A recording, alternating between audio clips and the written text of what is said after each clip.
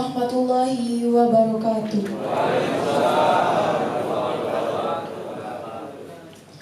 Selamat pagi, salam sejahtera untuk kita semua. Kami ucapkan terima kasih dan selamat datang kepada yang terhormat anggota DPR RI Komisi 11 Fraksi Gerindra, Bapak Dr. Haji Jepri Romdoni, SE Sos MSI MM. Yang kami hormati Kepala Perwakilan Bank Indonesia, Bapak Hestu Wibowo. Yang kami hormati Bapak Didi Rusmidi MSI sebagai moderator pada acara hari ini. Dan sekali lagi saya ucapkan selamat datang kepada seluruh hadirin yang berbahagia.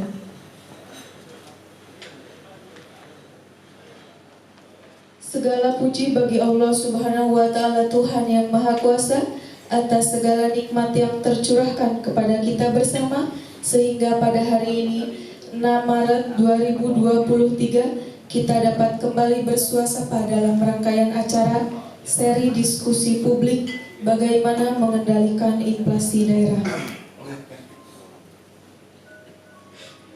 Dan acara pada kesempatan hari ini akan diawali dengan menyanyikan lagu kebangsaan Indonesia Raya yang akan dipandu oleh Ibu Tati Kusmiati. Hadirin dimohon untuk berdiri.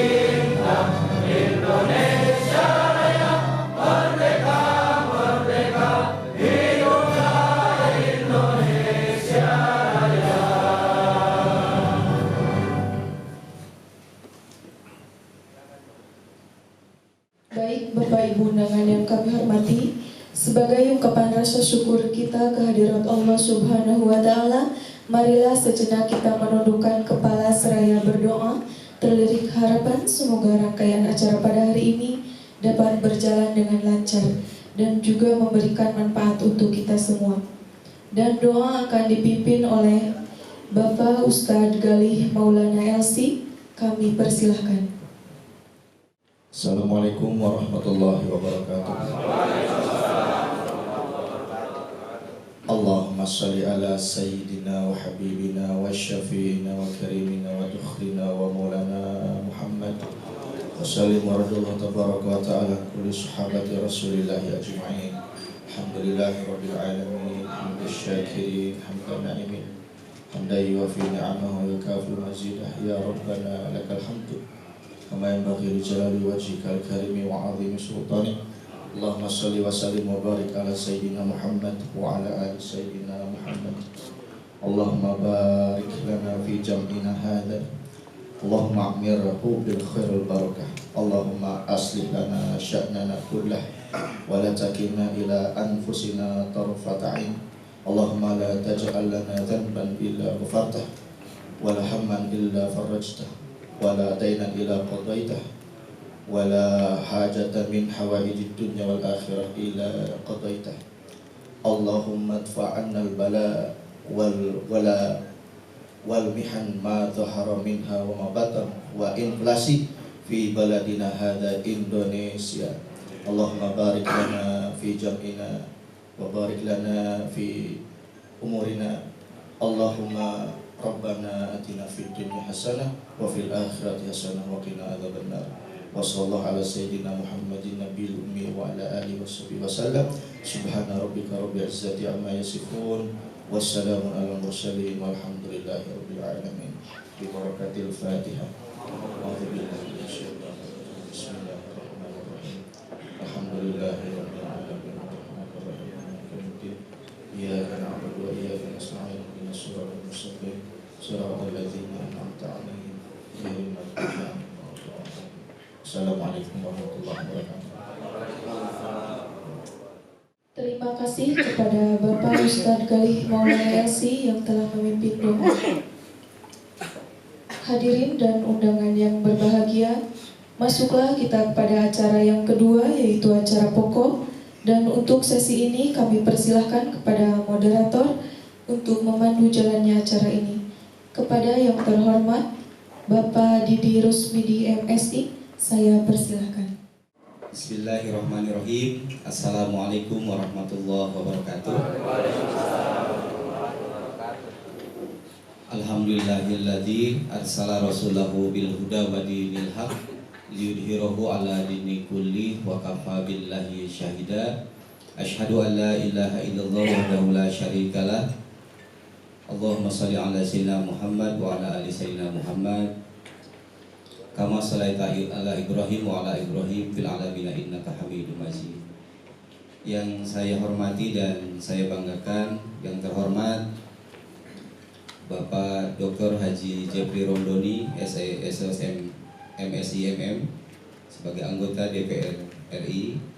Yang saya hormati narasumber yang alhamdulillah hari ini sudah hadir, Bapak Hestu Wibowo. Terima kasih. Alhamdulillah suatu kebanggaan buat masyarakat Kabupaten Majalengka yang hari ini bisa hadir dengan tokoh masyarakat, tokoh pemuda. Barangkali ini bagaimana kita pada pagi ini kita akan mengupas, dan narasumber kita juga sudah hadir di tengah-tengah kita. Mudah-mudahan menjadi sebuah gambaran untuk kebaikan Kabupaten Majalengka, dan harapan besar dari kegiatan diskusi publik pada kegiatan pagi ini menjelang siang ini dengan tema kita bahwa bagaimana mengendalikan inflasi daerah yang ada di Kabupaten Majalengka. Harapan besar tadi kita juga tidak menjadi kita tidak kaku juga dengan semua tokoh masyarakat yang hari ini juga hadir, Bapak di Kabupaten Majalengka. Kebetulan ini Pak Dr. Haji Jepri, kebetulan beliau juga teman kuliah S2-nya waktu di Universitas Majalengka. Beliau sudah menjadi dokter termuda juga mungkin di Majalengka. Ya, alhamdulillah. Dan mudah-mudahan nanti ke depan beliau juga bisa menjadi profesor termuda yang ada di Kabupaten Majalengka. Ya. Sebelum nanti narasumber barangkali menyampaikan, izinkan saya juga akan menyampaikan dulu kurikulum PT beliau. Ya. Kita menyampaikan yang dari luar dulu, insya Allah. Kalau dengan Pak Haji Jepri di Majalengka, dia orang Majalengka, ya. Jadi insya Allah nanti beliau, kalau saya bacakan izin, ini sampai ada 7 halaman. Jadi nanti 1 jam saja saya membacakan kurikulum PT-nya tidak akan selesai. Jadi izin nanti tidak dibacakan semuanya, ya. Kita bacakan dulu kurikulum PT nanti dari narasumber kita yang sudah hadir di tengah-tengah kita. Mudah-mudahan kita juga menjadi awal kebaikan ini. Nama beliau adalah Bapak Hestu Wibowo, tempat tanggal lahir di Jakarta tanggal 15 Maret tahun 1969. Pendidikannya S2 di Bristol University Inggris, S1-nya di Universitas Brawijaya di Kota Malang, SMA Negeri 78 Jakarta, dan untuk SMP-nya di SMP Negeri 82 Jakarta, SD-nya di SD Kertapahit Jakarta. Kertapawit ya. Nah, ini untuk pengalaman pekerjaannya juga sudah sangat luar biasa ini Pak. Yang pertama ada Kepala Perwakilan Bank Indonesia di Cirebon dari mulai bulan Februari 2022 sampai sekarang. Kepala Perwakilan Bank Indonesia di Jember dari tahun 2018 sampai Januari 2022. Kepala Divisi Departemen Pengendaraan Uang ini Jakarta 2016-2017. Kepala Divisi Sistem Pembayaran dan Pengelolaan Uang Rupiah di Kantor Perwakilan Provinsi Jawa Timur Surabaya 2015-2016. Selanjutnya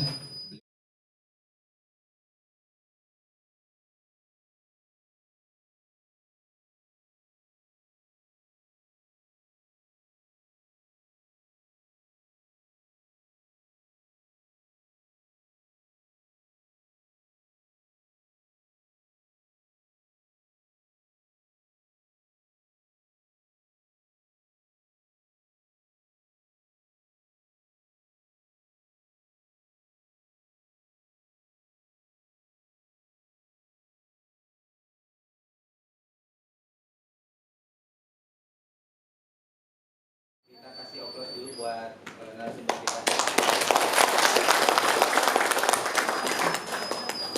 Baik, untuk selanjutnya saya bacakan juga kurikulum vitae dari Bapak kita, Bapak Majalengka ya, sebagai Ketua DPC Gerindra juga Bapak Majalengka, beliau diamanatkan menjadi anggota DPR RI ya. Namanya Dr. Haji Jepri Romdoni SE SS MSI MM. Untuk tanggal lahirnya beliau di Majalengka pada tanggal 8 Agustus tahun 1980. Jadi masih muda, sangat muda ya. Ini Pak Haji Anda sangat muda beliau. Ya, pendidikan terakhirnya dokter strata 3, jenis kelaminnya laki-laki, agamanya Islam, status perkawinannya sudah menikah ya. Beliau nama istrinya Hajah Dinar Krisnawati SE. Bu Haji berdiri beliau. Alhamdulillah bisa hadir. Alamatnya di Jakarta di Gedung Nusantara 1 ya. Untuk yang sekarang, riwayat jabatan beliau sebagai anggota Dewan Perwakilan Rakyat Republik Indonesia DPR RI dari 2019 sampai 2021. Yang kedua sebagai anggota Majelis Permusyawaratan Rakyat Republik Indonesia di MPR RI 2019-2021, dosen tetap Universitas Swadaya Gunung Jati Cirebon 2018 sampai dengan sekarang. Selanjutnya ada ya dosen yang keempat, dosen tetap di Sekolah Tinggi Ilmu Ekonomi STIMI Majalengka 2015 sampai 2018, dosen luar biasa Fakultas Ekonomi dan Bisnis di Universitas Pajajaran tahun 2016 sampai dengan sekarang. Yang keenam sebagai Direktur Ekspor Impor PT Singgaraja Santika Sport tahun 2007 sampai sekarang. Dan yang ketujuh Direktur Produksi PT Sinjaraga Santika Sport tahun 2003 sampai 2007. Untuk riwayat pendidikan formal beliau kita dari SD dulu lah, langsung S3 ya, jadi kan dari bawah dulu. SD-nya di SDN Kadipaten 4, barangkali yang orang Majalengka tahu ya, tahun 1987 sampai 1993. SMP-nya di SMP 1 Majalengka yang kemarin baru ada Reuni Akbar juga, tahun 93 sampai tahun 96 ya. SMA-nya di Pondok Modern Gontor, jadi dia kalau bahasa Inggris, bahasa Arabnya insya Allah sudah sangat luar biasa dia ya. Di Ponorogo Jawa Timur tahun 96 sampai 2000. Satunya Fakultas Ekonomi jurusan Manajemen Universitas Majalengka lulus tahun 2012. S1-nya Ilmu Administrasi Negara Sekolah Tinggi Ilmu Administrasi Bandung tahun 2017. S2-nya beliau 2 kali S2 nih. S2 Magister Ilmu Administrasi Konsentrasi Kebijakan Publik. Ini tahun 2015. S2 yang kedua Magister Manajemen Konsentrasi Manajemen Pemasaran di Sekolah Tinggi Ekonomi Pasundan di Kota Bandung 2017, dan yang terakhir S3-nya Doktor Ilmu Manajemen Konsentrasi Manajemen Pemasaran di Bandung, lulusnya tahun 2012. Sangat luar biasa. Riwayat organisasi beliau adalah Wakil Ketua Kamar Dagang Industri Kabupaten Majalengka 2010-2015. Barangkali itu sebagai gambaran umum. Tepuk tangan dulu buat Pak Dr. Haji Japri ya. Jadi izin tidak dibacakan semua Pak Dokter. Kalau dibacakan ini 7 lembar nggak bakalan selesai 1 jam nih. Nanti Pak Hestu Wibowo nanti ngasih materinya kelamaan juga ya. Mudah-mudahan ini pertemuan kita hari ini dengan diskusi publik, harapan besarnya masyarakat Majalengka bisa bertemu juga dengan beliau ya. Hari ini sudah bisa bertemu, ada nilai kebaikan yang sangat luar biasa, termasuk dengan Pak Dr. Haji Japri ini. Mudah-mudahan tadi beliau juga bisa memperjuangkan bagaimana di tingkat nasional juga untuk inflasi di daerah juga tetap stabil dan membawa dampak yang positif.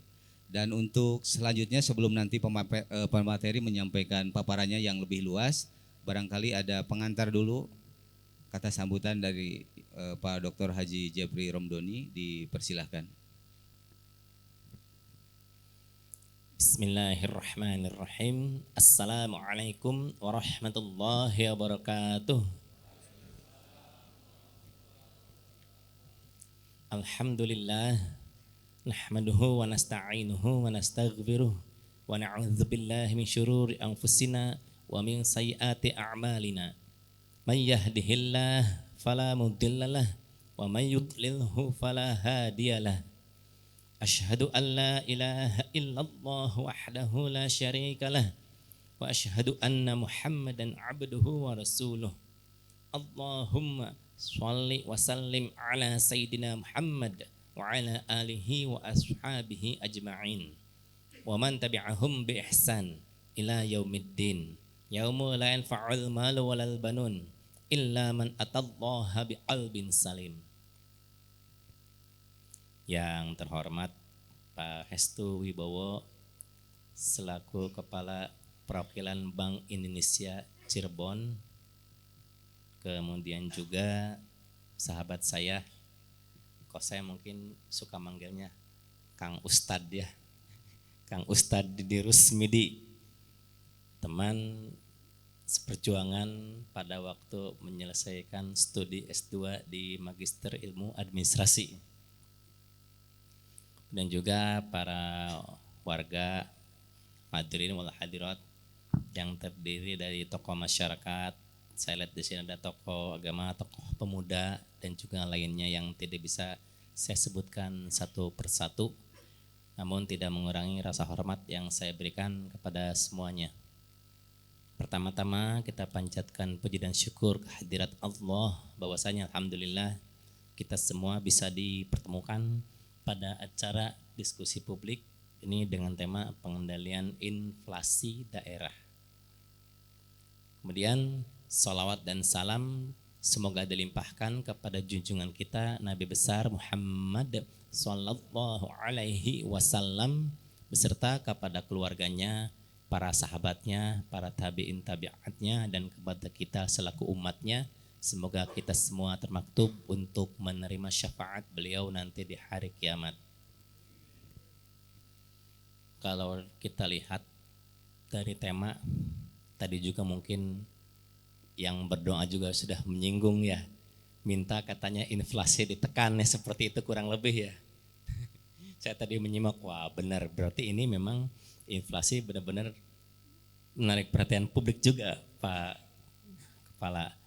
Jadi memang sebagaimana kita tahu bahwasanya tanda-tandanya biasanya terlihat, harga itu meningkat.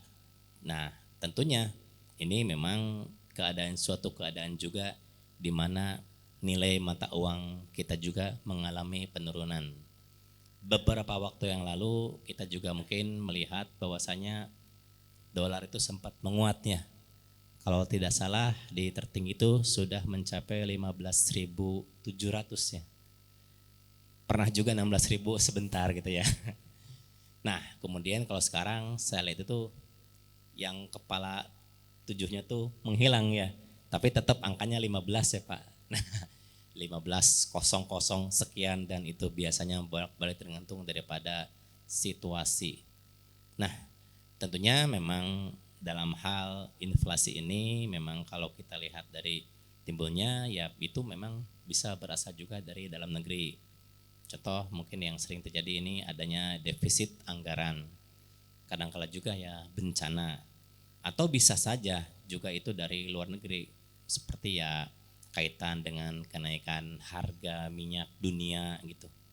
Kemudian juga ya sekarang itu kan kenaikan minyak ini salah satu pemicunya itu adanya perang yang tak kunjung selesai itu ya. Rusia, Ukraina di mana sekarang ini masih belum terbaca ini kira-kira kapan akan selesainya. Nah kalau dilihat dari cakupan pengaruh kenaikan harganya itu memang bisa saja tertutup ataupun terbuka. Jadi kalau tertutup ini ya kenaikannya mungkin pada harga barang tertentu saja. Tapi kalau terbuka ya keseluruhan. Sekarang kan itu minyak lagi susah lagi ya katanya ya. Katanya naik lagi gitu seperti itu. Nah selain itu juga ada juga yang memang itu disebutnya tidak terkendali. Jadi ini ya sangat hebat ya kenaikannya itu terjadi secara terus menerus. Tapi kalau kita lihat dari seberapa parahnya ada yang ringan, sedang, berat bahkan mungkin tidak terkendali. Nah ini memang inflasi ini disebabkan juga oleh namanya beberapa hal. Seperti kalau ada permintaan lebih besar daripada supply. Jadi kalau bahasa lainnya banyak orang mencari suatu barang tertentu tapi untuk pengadaannya itu agak terlambat. Nah ini tentunya kan ketika banyak yang butuh barangnya sedikit itu biasanya ujung-ujungnya naik harga ya seperti itu ya. Ini bisa terjadi di komoditi apa saja. Nah selain daripada itu juga tentunya kenaikan bahan baku ataupun biaya produksi itu bisa saja. Di mana kenaikan biaya produksi ini biasanya dari beberapa komponen. Entah dari bahannya sendiri atau memang faktor penunjangnya misalnya seperti tarif dasar listrik ya.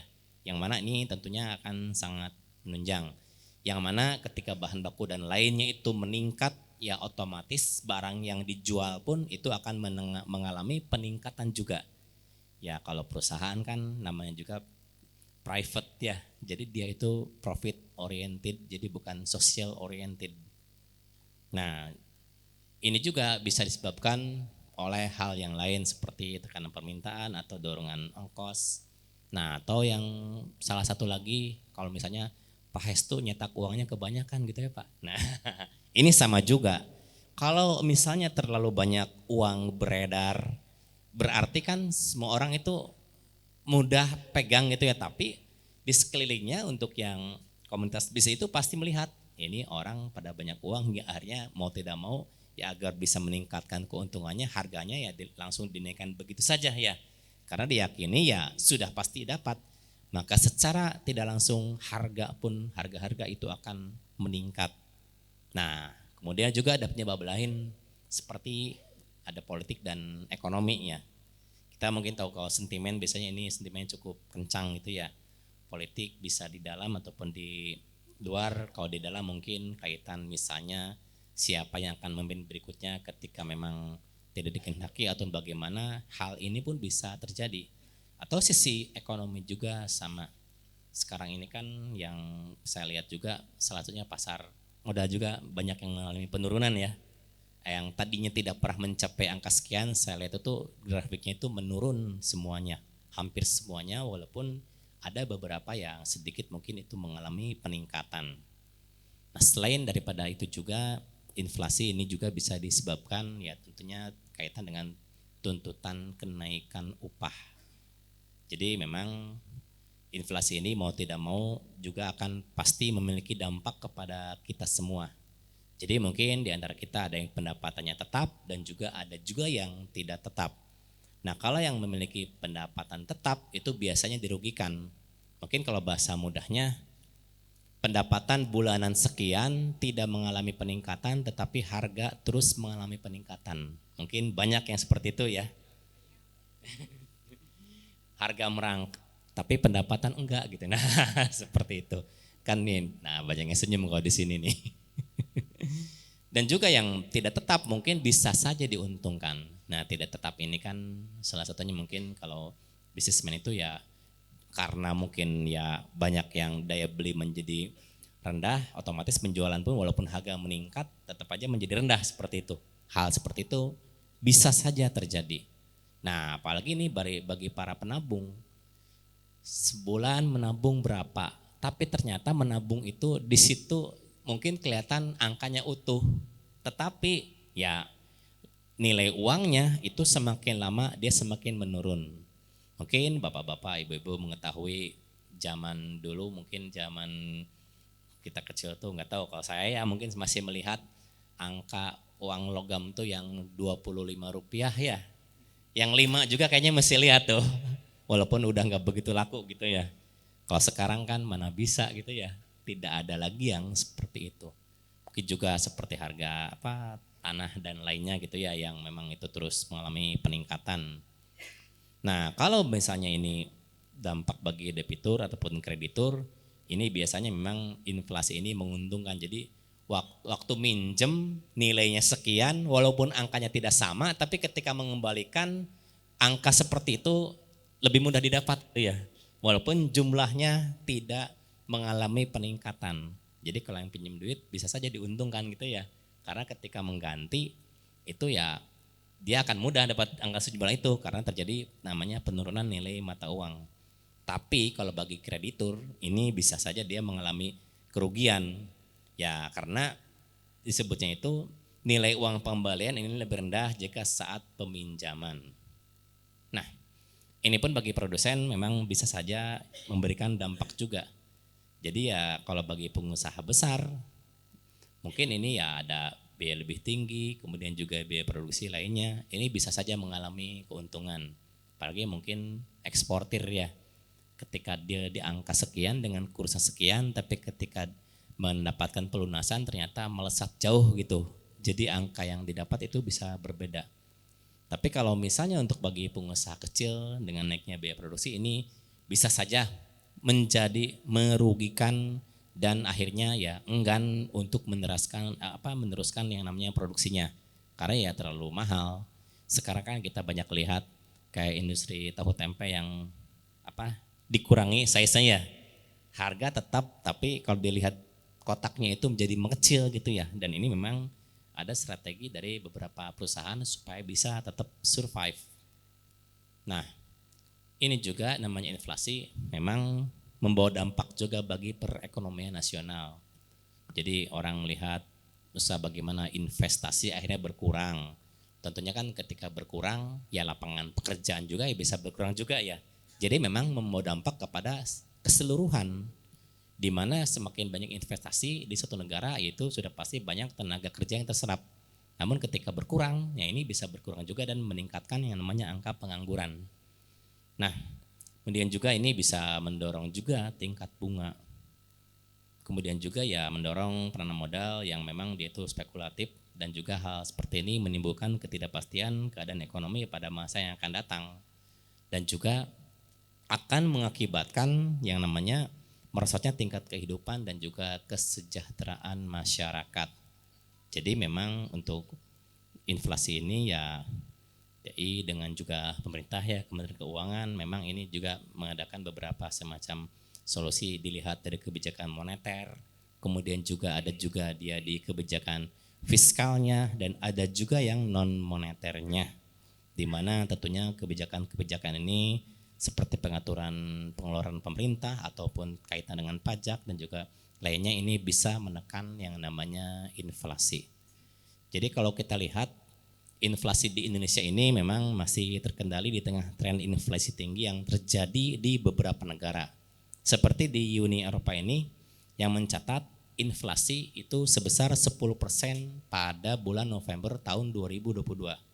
Serta di India dan juga di United States sendiri yang mana realisasi inflasinya masing-masing tercatat di angka 6,77% dan juga di 7,7%. Jadi laju inflasi nasional di Desember ini tahun 2022 naik 5,51% dari angka sebelumnya di November itu 5,42%. Peningkatan ini tentunya didorong oleh tekanan inflasi inti dan harga diatur oleh pemerintah. Jadi sepanjang tahun 2022 laju inflasi mengalami peningkatan yang disebabkan oleh tekanan harga global, kemudian juga adanya gangguan suplai pangan dan juga kebijakan penyesuaian BBM. Selain juga karena meningkatnya permintaan masyarakat dengan membaiknya kondisi pandemi. Beberapa komoditas yang dominan mendorong inflasi ini adalah seperti bensin, kemudian juga bahan bakar rumah tangga dan juga tarif angkutan udara. Kemudian kalau kita compare ke Majalengka sendiri, di bulan Desember tahun 2022 ini Kabupaten Majalengka mencatat angka inflasi sebesar 4%. Turun 1% dibanding beberapa bulan sebelumnya yang mencapai angka 5% lebih. Penurunan ini ya disumbang oleh banyak hal, ya diantaranya banyaknya produk sektor pertanian sehingga banyak barang kebutuhan masyarakat yang bisa dipenuhi dan harganya terjangkau. Nah ini mungkin sebagai pembuka yang mana nanti pembicara lebih lanjut akan dilanjutkan oleh Pak Hestu ya, selaku Kepala Perwakilan Bank Indonesia Cirebon. Demikian mungkin yang saya sampaikan pada kesempatan ini. Saya ucapkan terima kasih atas segala perhatiannya. Mohon maaf atas segala kekurangan. Aqulu qawli hadza wallahul muwaffiq ila aqwamit thoriq. Wassalamualaikum warahmatullahi wabarakatuh. Waalaikumsalam warahmatullahi wabarakatuh. Terima kasih Pak Dr. Haji Jeffrey Romdoni yang sudah memberikan pengantar sebagai gambaran umum barangkali di Kabupaten Majalengka. Tepuk tangan dulu buat beliau. Ya, supaya kitanya tidak ngantuk juga ya. Kalau siang, kalau sudah tidak dikasih kopi, biasanya suka ngantuk juga Pak Dokter ini. Baik, untuk selanjutnya barangkali untuk narasumber diberikan waktu 15 menit saja, jangan terlalu lama, nanti bisa lebih banyak diskusinya. Karena tadi katanya Pak Didi jam 12 harus sudah selesai. Jadi nanti biarkan diskusi yang lebih panjang supaya ada perwakilan tokoh masyarakat termasuk tokoh pemuda semua bisa berdiskusi secara gamblang nanti di sesi selanjutnya. Boleh untuk selanjutnya untuk pemateri untuk menyampaikan materinya Pak Hestu, waktunya 15 menit. Kalau bisa, kalau ada lebih sedikit tidak apa-apa. Jadi nanti jam 12 supaya lebih banyak berkomunikasinya Pak Dokter ya. Silakan Pak. Bismillahirrahmanirrahim. Assalamualaikum warahmatullahi wabarakatuh. Selamat pagi dan salam sejahtera buat kita semua. Pertama-tama yang terhormat dan yang kita muliakan bersama, Bapak Dr. Haji Jeffrey Romdoni SE SOS MSI MM selaku anggota Komisi 11 DPR RI beserta Ibu Dinar Jeffrey Romdoni. Yang kami hormati juga di sini turut hadir Bapak Dikri Alam Fadilah selaku anggota DPRD Majalengka. Yang kami hormati tentunya moderator kita yang luar biasa pada pagi hari ini Bapak Haji Didi Rusmidi, MPD, Bapak Ibu seluruh hadirin pada kegiatan diskusi publik pada pagi hari ini yang merupakan dari tokoh masyarakat, tokoh agama, tokoh pemuda, serta masyarakat se-Kabupaten Majalengka yang berbahagia. Pertama-tama marilah kita panjatkan puji syukur kehadirat Allah Subhanahu wa taala, Tuhan yang Maha Kuasa atas segala nikmat dan karunia-Nya yang alhamdulillah mudah-mudahan kita semua dalam keadaan sehat walafiat. Amin amin ya rabbal alamin. Kita diberikan karunia nikmat, diberikan kemudahan langkah, keringanan langkah, kesehatan tentunya sehingga Bapak Ibu sekalian bisa hadir di tempat yang berbahagia ini. Tidak lupa juga marilah kita sampaikan salam dan salawat ke junjungan kita Nabi besar Muhammad SAW beserta keluarga, kerabat, sahabat dan seluruh umatnya termasuk insya Allah kita semua hingga yaumil akhir nanti. Amin amin ya rabbal alamin. Pertama-tama izinkan saya mungkin mengawali Pak Jeffrey, Bapak Ibu sekalian menyampaikan ucapan terima kasih atas kegiatan ini dan kami berterima kasih dari Bank Indonesia Cirebon kami diundang untuk menjadi salah satu narasumber dalam kegiatan dengan topik yang sangat penting dan sangat perlu diketahui oleh Bapak Ibu sekalian para hadirin. Masalah inflasi adalah masalah bukan hanya masalah pemerintah, namun inflasi adalah merupakan masalah kita semua. Oleh karena itu topik pada pagi hari ini, walaupun tadi saya bicara dengan Pak Jeffrey, Pak kalau kita ngomong inflasi kok kayaknya berat banget ya Pak ya. Kalau kuliah mungkin Bapak Ibu yang pernah kuliah di Fakultas Ekonomi, inflasi ini mungkin gak cukup 1 semester belajar ya Bapak Ibu sekalian. Karena memang inflasi ini sangat kompleks sekali permasalahannya, banyak teori dan segala macam.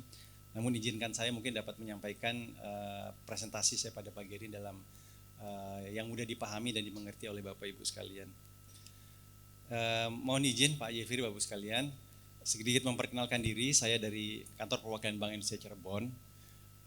Walaupun tempat kedudukan kami ada di Kota Cirebon, namun wilayah kerja kami, Kantor BI Cirebon itu meliputi 5 kabupaten kota.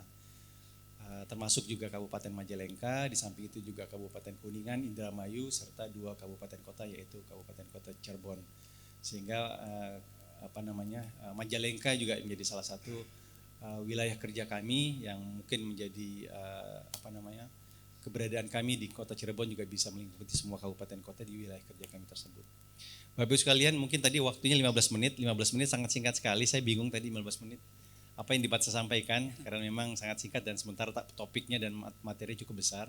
Namun izinkan saya mudah-mudahan Bapak Ibu sekalian bisa paling tidak bisa mendapatkan manfaatnya ataupun mendapat ilmu dari apa yang dapat saya sampaikan pada kali ini. Bapak Ibu sekalian, sebelum kita membahas mengenai inflasi, saya ingin menggambarkan sedikit mengenai kondisi perekonomian secara global. Global itu artinya secara dunia, di luar Indonesia, negara kita Indonesia. Bahwa Bapak Ibu sekalian, pasca pandemi COVID-19, seluruh negara, bukan hanya Indonesia Bapak Ibu sekalian, seluruh negara itu mengalami masa-masa sulit di seluruh sektor kehidupannya, termasuk juga di sektor ekonomi. Sehingga beberapa negara mengeluarkan beberapa kebijakan di bidang ekonomi yang sifatnya bagaimana mengajukan suatu proteksi kepada negara masing-masing, mengeluarkan kebijakan-kebijakan yang untuk melindungi perekonomian di negaranya masing-masing. Sehingga ini menimbulkan pengaruh terhadap kenaikan harga-harga komoditas global. Jadi karena kebijakan-kebijakan semua negara di seluruh dunia ini menghadapi pasca COVID-19, mengeluarkan kebijakan-kebijakan yang sifatnya pengetatan ekonomi, sehingga untuk dalam rangka untuk melindungi ekonomi di negara masing-masing, ini berakibat terhadap peningkatan harga-harga komoditas global atau di dunia. Contohnya misalnya harga minyak dunia meningkat, kemudian harga energi meningkat. Energi itu bisa gas, bisa listrik, segala macam bahan-bahan energi lainnya itu meningkat. Termasuk juga komoditas-komoditas seperti komoditas mineral, tambang, batu bara dan seterusnya meningkat secara global. Sehingga tentunya faktor-faktor ini berpengaruh terhadap inflasi global. Harga-harga barang di seluruh dunia juga meningkat. Dan ditambah lagi tadi Pak Jeffrey sudah menambahkan, mulai awal tahun 2020 kemarin tanpa disangka-sangka terjadilah ketegangan geopolitik di Eropa Timur dengan ada peperangan konflik antara Ukraina dan Rusia yang sampai saat hari ini juga belum terselesaikan. Ini juga berpengaruh bagaimana perekonomian global ini mengalami perlambatan-perlambatan dan mengalami krisis. Pak Presiden menyatakan bahwa sekarang ekonomi dunia ini tidak dalam kondisi baik-baik saja. Kondisi ekonomi dunia sekarang ini dari masa-masa krisis, termasuk juga di Indonesia. Meskipun perangnya jauh di sana, namun dan kita tidak terancam dengan peperangan tersebut, namun dampaknya akan juga terasa sampai dengan Indonesia. Pengaruhnya apa Bapak Ibu sekalian? Tentunya dengan kenaikan harga-harga komoditas global, harga komoditas dunia itu semakin meningkat, tentunya juga berpengaruh terhadap harga-harga yang ada di Indonesia terdampak. Kenapa? Karena salah satu tadi disampaikan juga Pak Jeffrey menjelaskan bahwa inflasi salah satu adalah kenaikan harga dari sektor produsen. Kenapa? Karena adanya kenaikan biaya. Jadi harganya itu naik karena biaya-biaya untuk membuat barang-barang tersebut itu juga meningkat. Kenapa harga-harga barang meningkat? Karena harga-harga komoditas dunia juga meningkat. Jadi berpengaruh. Indonesia walaupun nggak diserang sama Rusia tapi tetap berpengaruh bahwa ternyata juga berdampak kepada perekonomian Indonesia. Nah oleh karena itu inflasi sangat penting bagi kita semua. Kenapa? Bagaimana kita menjaga bahwa inflasi di Indonesia tetap dalam level yang rendah dan stabil. Kenapa? Karena memang harga yang namanya inflasi itu sangat-sangat merugikan Bapak Ibu sekalian. Kalau saya mengibaratkan inflasi itu ibarat pencuri yang tidak kelihatan. Kenapa? Bapak Ibu tidak terasa, Bapak Ibu tidak merasakan apapun. Misalnya pagi-pagi bangun pagi, tanpa terasa ternyata bahwa uang Bapak Ibu sekalian itu berkurang, nilai berkurang. Contohnya, misalnya ini contohnya nih Bapak-Bapak tadi saya lihat banyak yang rokok Pak ya. Mungkin selama ini uang 100.000 bisa buat beli berapa ya? 5 pak rokok ya. 100.000 bisa satu pakai 20, bisa beli 5 pak. Namun dengan adanya inflasi Bapak Ibu sekalian, Bapak Ibu sekalian nggak ngapa-ngapain, pagi-pagi bangun ternyata yang kemarin bisa membeli 5 pak, ternyata 100.000 Bapak Ibu sekalian hanya bisa beli 4 pak. Artinya ada yang mencuri uang Bapak Ibu sekalian yang nggak kelihatan, yaitu namanya inflasi. Jadi memang inflasi ini sedemikian membahayakan dan merugikan masyarakat sehingga memang menjadi perlu concern dan perlu perhatian kita bersama.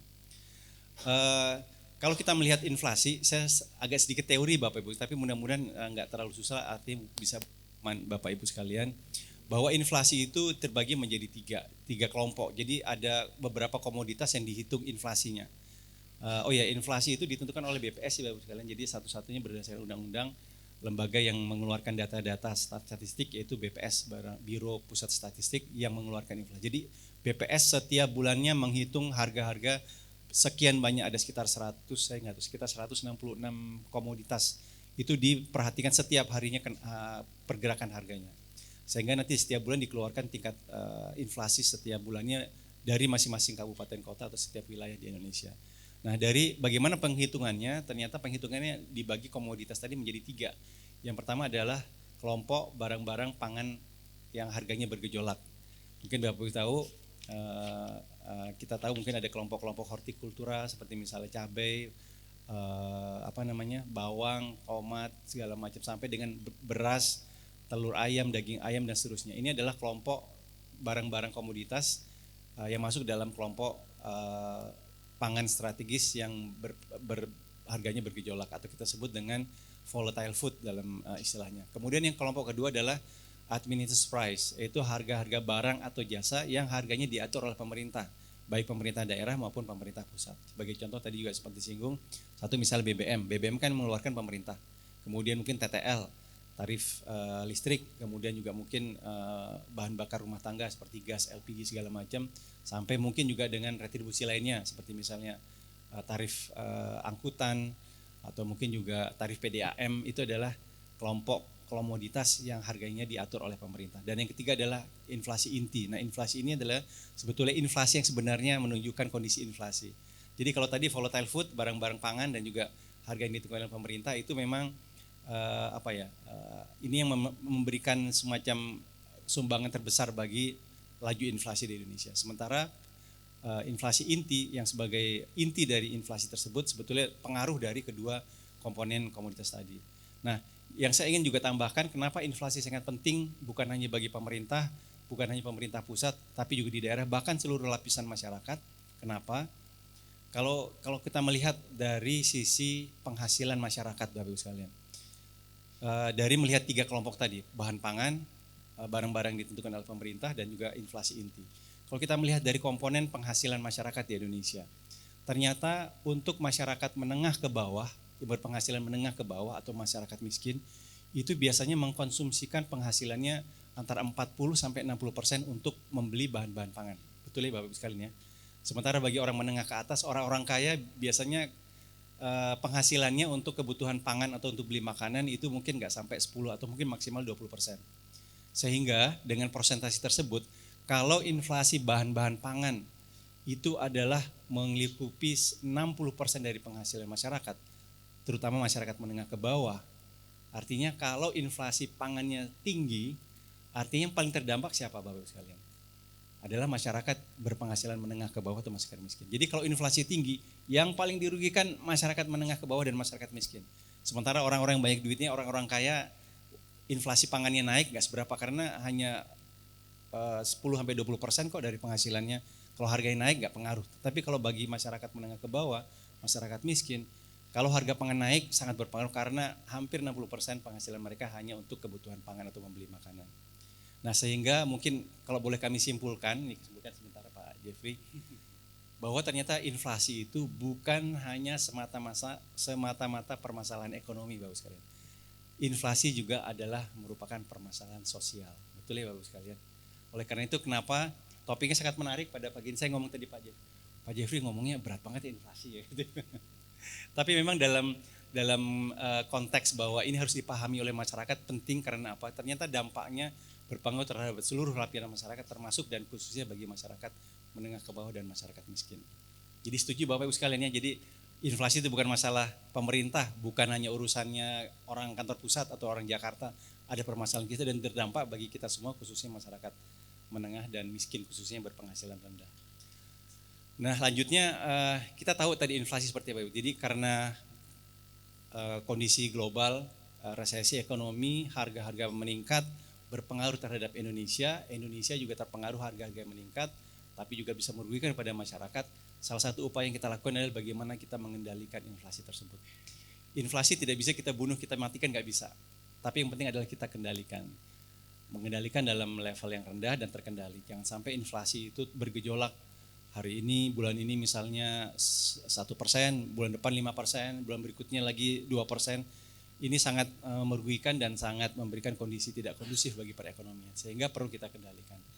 Nah Bapak Ibu sekalian, beberapa strategi dalam pengendalian inflasi, apa yang harus bisa kita lakukan.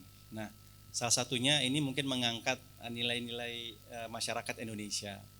Bahwa kita mengenai namanya sistem kekeluargaan. Segala permasalahan kalau ditanggung tidak hanya satu pihak, harus kita tanggung bersama lebih ringan ya Bapak Ibu sekalian. Salah satunya adalah bagaimana kita bersama-sama saling bersinergi, berkolaborasi, berkoordinasi untuk sama-sama kita semua lapisan masyarakat untuk sama-sama bagaimana kita melakukan pengendalian inflasi. Bagaimana salah satu yang diusulkan oleh Bank Indonesia tentunya juga pemerintah adalah kita mengeluarkan atau mencanangkan yang namanya Gerakan Nasional Pengendalian Inflasi Pangan. Kenapa? Karena tadi Bapak Ibu sekalian, inflasi pangan kita ternyata inflasi pangan kita cukup tinggi yang notabene akan berpengaruh dan merugikan kepada masyarakat. Monggo silakan aja. Bisa nanti Bapak Ibu sekalian, bisa nanti kalau yang memang membutuhkan materi atau mungkin tayang saya bisa mungkin nanti minta ke panitia untuk bisa di-share. Monggo silakan. Karena mungkin ada banyak, saya mungkin nggak mengikuti tayangan karena kalau mengikuti tayangan akan lama, jadi saya agak singkat dan yang utama-utamanya akan memberikan pemahaman kepada Bapak Ibu sekalian. Tadi sampai mana? Oh tadi sampai Gerakan Nasional Pengendalian Inflasi Pangan. Nah salah satu program dalam rangka Gerakan Nasional Pengendalian Inflasi Pangan, kita melakukan beberapa strategi. Jadi Bapak Ibu sekalian, pemerintah baik di tingkat nasional maupun tingkat daerah sama-sama kita berkolaborasi dan berkoordinasi dalam mengendalikan inflasi. Oleh karena itu, makanya pemerintah pusat membangun suatu organisasi, suatu tim yang disebut dengan Tim Pengendalian Inflasi Nasional untuk tingkat pusat. Sementara di daerah, seluruh pemerintah daerah baik provinsi, kabupaten dan kota wajib memiliki tim pengendalian inflasi daerah yang dipimpin langsung oleh kepala daerah. Jadi TPID-nya Kabupaten Majalengka tentunya dipimpin langsung oleh Bapak Bupati. Nah, tim TPID ini maupun TPI nasional melakukan pengendalian inflasi melalui 4 strategi. Mudah sekali sebetulnya. Jadi kita sudah mengidentifikasikan, mengkoordinasikan dan kita sekarang bagaimana mengatur mensiasat strategi. Strateginya 4, yaitu disebut dengan 4K. Yang pertama adalah strategi pengendalian inflasi, yang pertama adalah bagaimana menjaga keterjangkauan harga masyarakat. Yang kedua adalah bagaimana menjaga ketersediaan pasokan. Yang ketiga adalah menjaga kelancaran distribusi. Dan yang keempat adalah komunikasi yang efektif. Jadi kita sebut dengan 4K. Keterjangkauan harga, ketersediaan pasokan, kelancaran distribusi, dan yang keempat adalah komunikasi yang efektif. Nah bagaimana apa yang kita lakukan yaitu GNPIP atau Gerakan Nasional Pengendalian Inflasi. Sebetulnya kemudian apa yang kita lakukan dengan pengendalian inflasi? Yang pertama untuk mensasar strategi yang pertama yaitu menjaga keterjangkauan harga, yaitu pemerintah daerah bersama-sama lembaga ataupun pihak-pihak lain bekerja sama untuk menyelenggarakan namanya GPM. Apa itu GPM atau OPM? Operasi pasar murah, gerakan pasar murah, atau melakukan bazar segala macam barang-barang harga kebutuhan masyarakat dengan harga yang murah. Itu adalah salah satu strategi dari keterjangkauan harga. Artinya walaupun harga mungkin beras naik, saya nggak tahu sekarang sekilo di sini premium berapa Pak Ibu, 12 ya, sampai 12-13 ribu.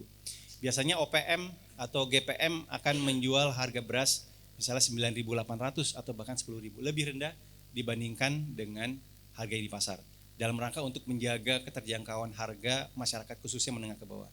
Jadi Bapak Ibu sekalian, tolong ingetin nanti pada waktu GPM itu untuk masyarakat menengah ke bawah gitu. Jangan orang-orang mampu, orang-orang kaya ikut belanja, borong lagi itu ya, mentang-mentang uangnya banyak, borong di pasar GPM di pasar operasi pasar murah atau di ada bazar pasar murah. Itu sebetulnya untuk peruntukan masyarakat menengah ke bawah. Bagaimana mereka dapat membeli kebutuhan sembako dengan harga murah sehingga dan terjangkau. Sehingga itu salah satu program yang diberikan oleh masyarakat kepada pemerintah kepada masyarakat dalam rangka untuk menjaga keterjangkauan harga. Yang kedua adalah ketersediaan pasokan. Nah ini sangat penting karena terutama Bapak Ibu sekalian, bagaimana mengendalikan harga-harga barang khususnya bahan pangan. Itu sebetulnya tadi Pak Jeffrey sempat menyinggung mengenai sebetulnya teori ekonomi Pak. Mungkin Bapak Ibu sekalian mungkin yang belajar di Fakultas Ekonomi tahu teori yang paling basic sekali yaitu teori demand and supply, teori penawaran dan permintaan. Kalau barangnya banyak, harganya turun. Kalau harganya sedikit, permintaannya banyak, harganya naik. Betul ya Bapak Ibu sekalian? Contohnya biar gampang. Kalau harga barangnya banyak, contohnya kalau panen raya, masa panen raya itu biasanya harga jatuh ya Bapak Ibu sekalian. Buah-buahan, barang padi segala macam, kalau pas panen raya pasti harganya jatuh karena apa? Suplainya meningkat, suplainya banyak sehingga harganya jatuh. Kebalikannya, kalau suplainya tetap tapi permintaannya meningkat, itu harganya akan naik. Contohnya apa yang paling jelas? Menjelang ini sebentar lagi 2 minggu lagi insya Allah kita akan masuk bulan Ramadan ya Bapak Ibu sekalian. Ternyata masyarakat Indonesia khususnya Muslim di Indonesia ini walaupun puasa itu ternyata menjaga hawa nafsu dan makan, ternyata permintaannya semakin meningkat. Nah, otomatis permintaan meningkat, ketersediaan barangnya terbatas dan hanya tetap, otomatis meningkatkan harga. Jadi jangan ibu-ibu, terutama ibu-ibu jangan kesel, jangan ngomel-ngomel ya Bu ya. Kalau menjelang bulan puasa harga naik, kenapa? Karena permintaan meningkat. Ini teori basic sekali di teori ekonomi bahwa kalau permintaan meningkat barang-barang tetap atau berkurang otomatis harga naik. Demikian kebalikannya tadi. Kalau panen raya barang-barang melimpah harga pasti turun. Itu mekanisme normal dalam suatu teori ekonomi yaitu permintaan dan penawaran tadi. Nah, bagaimana menjaga ketersediaan pasokan? Salah satunya tentunya bagaimana masyarakat untuk digalakan dapat membangun suatu kemandirian. Apa kemandiriannya Bapak Ibu sekalian khususnya ibu-ibu? Kalau selama ini mungkin butuh beberapa komoditas misalnya cabai ataupun bawang, kenapa nggak digerakkan mungkin ibu-ibu KWT ya Bapak Ibu sekalian atau ibu-ibu RW, bagaimana bersama-sama secara komunitas membangun ini namanya urban farming. Urban farming itu adalah memanfaatkan halaman-halaman rumah yang tersedia. Mungkin nggak usah besar-besar, di sepanjang pekarangan rumah yang terbatas mungkin ditanami dengan cabai atau mungkin bawang untuk memenuhi kebutuhan masing-masing. Sehingga ini juga dapat berpengaruh terhadap permintaan yang juga bisa terkendalikan. Karena kalau Bapak Ibu sekalian, ibu-ibu terutama kalau bikin sambal setiap harinya nggak perlu harus ke pasar, beli di pasar. Karena di pasar itu udah banyak orang butuh banyak dan kadang-kadang dalam masa-masa curah hujan tinggi ini biasanya panennya nggak begitu bagus. Sehingga pasokannya nggak terbatas sehingga harga naik. Nah kalau ibu-ibu sekalian mungkin bisa membuat semacam urban farming, tanaman di pekarangan di rumah masing-masing, mudah-mudahan kebutuhannya bisa terpenuhi sehingga tidak menambah permintaan yang ada di pasar-pasar. Kemudian juga yang jadi perhatian juga adalah bagaimana kita mempertemukan antara daerah-daerah yang surplus dengan daerah-daerah yang minus. Saya nggak tahu kalau dari hasil pemetaan kami Pak Jeffrey, Bapak Ibu sekalian, dari hasil neraca pangan Kabupaten Majalengka, ternyata untuk seluruh komoditas dari hasil kajian angka yang kami terima bahwa beberapa komoditas yang dibutuhkan oleh masyarakat Majalengka sepenuhnya terpenuhi dari produksi di dalam Kabupaten Majalengka sendiri. Ini adalah suatu berita baik karena ada beberapa daerah, misalnya contohnya Kota Cirebon. Kota Cirebon itu tidak punya lahan pertanian sehingga otomatis membutuhkan pasokan dari daerah lain, baik di Majalengka, dari Kuningan, atau mungkin bahkan ke Jawa Tengah dan seterusnya. Sehingga ini perlu ada semacam yang namanya kerjasama antar daerah, mempertemukan antara daerah yang kelebihan dengan daerah yang kekurangan. Nah, mudah-mudahan Majalengka yang surplus terhadap beberapa produksi pertaniannya bisa menjalin kerjasama dengan daerah-daerah lain yang mungkin membutuhkan, yang antara kebutuhan masyarakatnya dengan produksinya itu terjadi ketimpangan atau terjadi kekurangan. Jadi misalnya kebutuhan masyarakatnya 10.000 ton sebulan, ternyata lahan-lahan yang ada hanya mampu memproduksi misalnya 8.000 atau 5.000, sehingga perlu adanya kerjasama dengan daerah-daerah lain yang surplus agar ketersediaan pasokannya tetap terjaga, dan mudah-mudahan dengan penawaran dan permintaannya bisa stabil, insya Allah dapat menjaga stabilitas harga itu. Jadi kalau barang ada di pasar pasti harga nggak akan naik, betul ya Bapak Ibu sekalian ya. Kalau barang ada di pasar cukup nggak akan naik gitu. Kecuali kalau ada pedagang yang nakal gitu dinaikkan juga bisa jadi gitu ya. Tapi yang jelas secara teori bahwa apabila pemenuhan kebutuhan masyarakat bisa terpenuhi, insya Allah harga-harga tidak akan melonjak.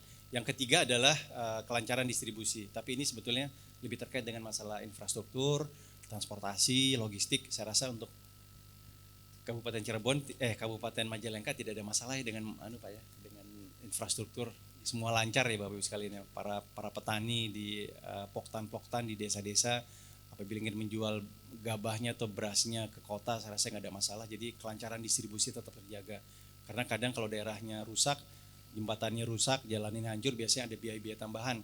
Ini juga dapat meningkatkan harga barang dan juga dapat menekan inflasi pada akhirnya. Sehingga kelancaran distribusi menjadi salah satu utama. Dan alhamdulillah untuk Ciayu Majakuning ini kita bersyukur karena secara infrastruktur sudah sangat terpenuhi. Kita terlalui oleh jalan tol Trans Jawa. Kemudian alhamdulillah Majalengka punya bandar udara Kertajati, walaupun mungkin sekarang belum beroperasi baik. Itu salah satu aset yang luar biasa dalam bagaimana menjaga kelancaran distribusi dan transportasi yang juga dapat mendukung bagaimana baik harga maupun ketersediaan pasokan untuk wilayah Majalengka dapat terjaga dengan sistem transportasi yang memadai dan cukup yang sangat baik.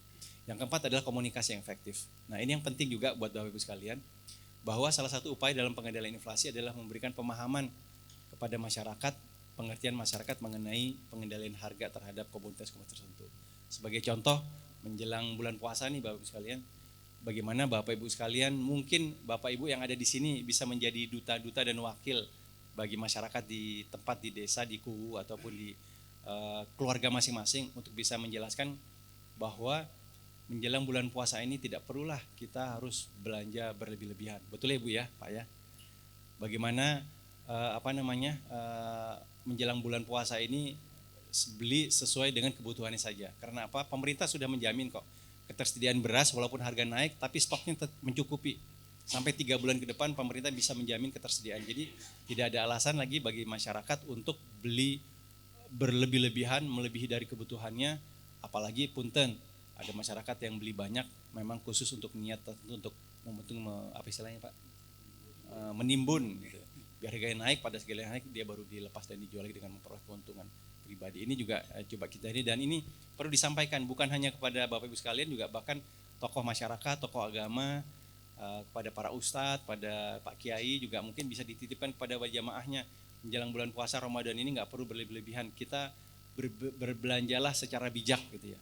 Kalau punya kelebihan uang nggak usah berlebih-lebihan, cukup ditabung ataupun uangnya itu disimpan untuk keperluan di masa-masa yang akan datang.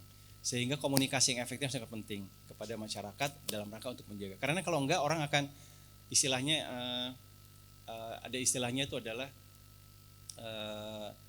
informasi yang enggak jelas bagi masyarakat akan berpengaruh. Nanti ada isu-isu, ada hoax, ada gosip. Pak, nanti beras katanya akan hilang, nanti harga mahal. Kalau gitu kita beli sekarang aja. Beli yang tadinya cuma sebulan butuh 25 kilo, ini belinya sampai 3-4 karung gitu ya, simpan di rumah. Stok nanti kalau misalnya harga mahal kita nggak perlu beli lagi. Nah itu adalah perilaku yang dapat mengganggu. Karena satu orang saja berlebih-lebihan, bayangkan kalau ada 10.000, ada 10.000 dan selebihnya, orang punya pemikiran yang sama, bayangkan kebutuhannya akan meningkat dan itu akan mengganggu perekonomian dan tentunya juga akan merugikan masyarakat dan merugikan kita semua. Sehingga dari 4 tadi Bapak Ibu sekalian, bagaimana kita menjaga keterjangkauan harga, ketersediaan pasokan, kelancaran distribusi, dan komunikasi efektif. Namun kalau boleh saya pesan dari 4 strategi tadi, mungkin yang sangat berhubungan langsung dengan Bapak Ibu sekalian, mungkin yang strategi kedua dan strategi yang keempat. Yang pertama yang tadi, bagaimana menggerakkan, saya nggak tahu di sini apakah ada para kuwu ya, ada kuwu ya Bapak Ibu sekalian, atau mungkin tokoh-tokoh masyarakat bisa menggerakkan para KWT. KWT itu kelompok wanita tani atau mungkin BUMDesnya gitu ya, untuk sesegera mungkin untuk mencanangkan program tadi urban farming, bagaimana menanam kebutuhan-kebutuhan sehari-hari di halaman dan pekarangan rumah masing-masing walaupun dengan area terbatas. Yang kedua, tentunya bagaimana menjalin hubungan. Jadi kalau misalnya di tempat Bapak pasarnya itu mungkin harganya naik, cabai naik, pasti para pedagang itu kesulitan mencari supplier. Nah, Bapak Ibu sekalian bisa minta bantuan dari dinas terkait, di mana sih sebetulnya daerah-daerah yang kelebihan. Nah, itu bisa dilakukan komunikasi dan juga menghubungkan antara satu daerah yang surplus, daerah kelebihan dengan daerah kekurangan, sehingga ketersediaan pasokan yang mencukupi dan mudah-mudahan harga tidak jadi naik. Dan yang keempat, yaitu komunikasi efektif. Kami mohon bantuan Bapak Ibu sekalian, kuwu, tokoh masyarakat untuk terus menggaungkan, mengingatkan kepada masyarakat untuk berbelanja secara bijak, bagaimana memahami bahwa inflasi adalah masalah kita bersama dan pengendaliannya merupakan tugas dan tanggung jawab kita semua, sehingga mudah-mudahan dengan pemahaman yang baik, perilaku yang baik, mudah-mudahan harga-harga tetap terkendali dengan baik dan sangat bisa memberikan kebaikan bagi masyarakat secara keseluruhan. Mungkin secara umum itu Bapak Ibu sekalian terkait dengan pengendalian inflasi yang langsung kepada Bapak Ibu sekalian, bahwa tadi mulai dari global, nasional, sampai dengan Bapak Ibu sekalian sampai di kuwu ataupun di keluarga masing-masing, beberapa hal yang bisa kita lakukan dalam rangka bagaimana peranan kita sebagai anggota masyarakat untuk turut serta dalam rangka untuk membantu pemerintah mendukung dan membantu program pengendalian inflasi yang dapat dilakukan oleh Bapak Ibu sekalian. Jadi inflasi bukan masalahnya kantor pusat, bukan masalah pemerintah, tapi adalah masalah kita semua. Karena tadi Bapak Ibu sekalian beberapa merugikannya dan sangat masyarakat sangat dirugikan dengan inflasi yang cukup tinggi. Mungkin demikian secara umum Bapak Ibu sekalian, mudah-mudahan bisa dipahami dengan baik, bisa dimengerti, dan mohon maaf nih saya lebih berapa menit? 10 menit nih. Tapi saya senang kalau ada diskusi atau hal yang mungkin bisa ditanyakan, walaupun tadi saya mungkin belum secara detail dari tayangan saya, tapi mudah-mudahan bisa memberikan gambaran yang lebih jelas dan Bapak Ibu bisa pahami. Mudah-mudahan apa yang dapat sampaikan dapat memberikan manfaat, dan paling tidak Bapak Ibu sekalian keluar dari ruangan ini ada sesuatu lah tambahan ilmu, pengetahuan atau wawasannya khususnya tentang inflasi yang juga bisa bermanfaat bagi Bapak Ibu, masyarakat di sekitar, keluarga, dan seterusnya. Demikian, mohon maaf atas segala kekurangannya. Wabillahi taufiq wal hidayah. Assalamualaikum warahmatullahi wabarakatuh. Waalaikumsalam warahmatullahi wabarakatuh. Kasih aplaus dulu buat narasumber kita. Alhamdulillah sangat lengkap dan luar biasa materi yang telah disampaikan oleh narasumber kita Bapak Hastu, dan mudah-mudahan ini juga menjadi wawasan berpikir kita juga ke depan bagaimana kepedulian kita terhadap masyarakat, khususnya masyarakat Kabupaten Majalengka. Dan materi yang tadi disampaikan barangkali sudah sangat luar biasa ya. Dan harapan besarnya barangkali ketika ada Bapak dan Ibu tadi, kenapa Pak narasumber ketika saya juga berikan waktunya 15 menit supaya nanti teman-teman juga dari Bapak-bapak dan Ibu-ibunya tidak ngantuk Pak. Kalau misalnya nanti Bapaknya, nanti saya kasih waktunya misalnya setengah jam, wah nanti yang lain barangkali ngantuk Pak di belakangnya. Tapi mudah-mudahan dengan Bapak tadi ada kelebihan waktu 10 menit dan semua peserta juga audiens sangat menyimak apa yang tadi Bapak sampaikan, dan harapan besar mudah-mudahan mereka juga nanti bisa menyampaikan lagi kepada masyarakat khususnya Kabupaten Majalengka. Baik Bapak dan Ibu sekalian, tadi pemaparan sudah disampaikan oleh dua narasumber termasuk Pak Haji Japri juga tadi sudah memaparkan. Barangkali dari Bapak dan Ibu ada yang mau disampaikan, mau bertanya, untuk kita buka aja 2 termin kalau boleh. Nanti termin pertama boleh bisa langsung nanti ditampung dulu 3 penanya yang kalau mau yang bertanya boleh mengacungkan tangan dulu. Pak Camat pada ngacung mau? Nah siap, sudah ada Pak Camat sudah ngacung. Boleh, sudah 3 penanya diwakili tengah, ada 2 karena tengah lebih banyak ya. Kalau bisa nanti ada perempuannya di termin kedua. Boleh yang pertama di sebelah sayap kanan dulu. Sayap kiri ya, boleh sih.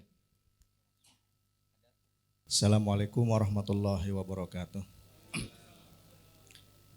Sebelumnya saya ucapkan terima kasih kepada moderator, kepada Bapak Haji Jepri, kepada Bapak Hestu Wibowo atas kesempatan dan ilmunya. Terima kasih banyak. Nama saya Galih Maulana, saya dari Desa Liang Julang, Kecamatan Kadipaten. Sekali lagi saya ucapkan terima kasih kepada Bapak Jepri, Bapak Hestu dan kepada moderator atas kesempatan dan ilmunya. Sungguh sangat bermanfaat. Masalah diskusi ini sangat menarik sekali. Banyak ilmu yang saya dapat. Yang pertama tadi masalah macam-macam inflasi yang ada 3 itu. Kemudian ternyata ada tim khusus pengendali inflasi yaitu TPI, bahkan di tingkat daerah juga. Nah dari ketiga inflasi itu saya ingin fokus ke pertanyaan inflasi bahan pangan ya, inflasi pangan.